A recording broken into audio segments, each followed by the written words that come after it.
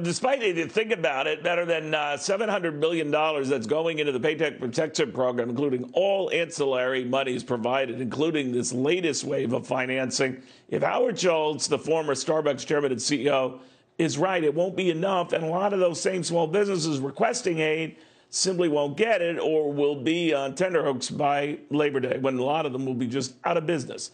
Bit of a dim view, but our Charlie Gasparino was among the first to report that a lot of that money meant for small business was not going to small business. It was going to a host of other folks.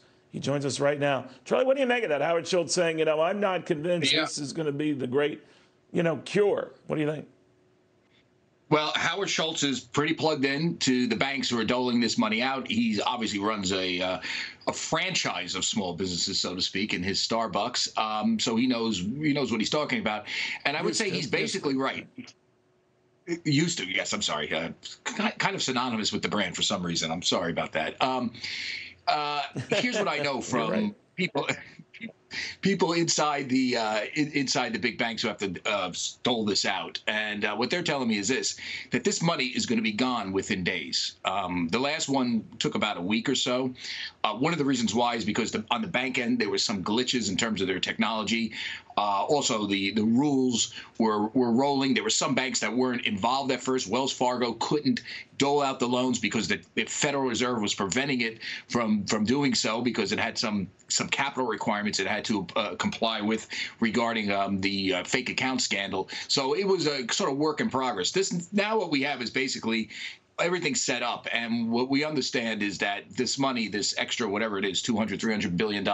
I know we sound like I'm making like it isn't a lot. I guess it is a lot in the scheme of things, but compared to the type of stimulus is needed, I think Howard is exactly right. This isn't a lot of money. Compare this to the Fed stimulus to prop up the financial system, and you're talking tens of trillions maybe on that end. We're talking about 600 billion on this end, and we're talking about a hole that's much larger than that.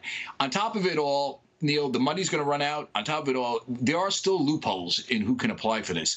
I know the Treasury Department wanted to make a point of saying that hedge funds can't apply, but if you read exactly the guidelines, it doesn't really say that. It says if companies like hedge funds that are profitable apply for this, they don't deserve it. They should give it back. Or if they're not in need.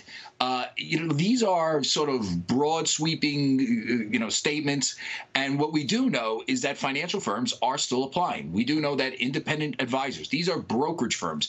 Many brokers, our viewers that have a broker, often these brokers do not work for Merrill Lynch or some of the big companies, the big banks. They are independent advisors.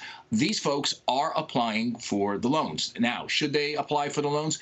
I could tell you that their trade group, the Independent Advisors Organization I called, they are giving no guidance to their members really if they should apply. They're just telling them how to apply.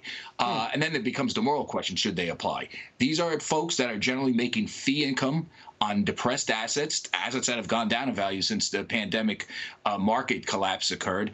Also, these assets have gone up recently as the Fed has liquefied the markets. All right. The real question is, should they be going in there and doing this? And they are doing it. So those are the obstacles that the Treasury still has. Right. And I'm afraid to say Howard is right. It's going to run out of money. This pro's going to run out of money. It's not enough. And it's still getting into the wrong hands. Neil, back to you. Charlie Gasparino, thank you very much.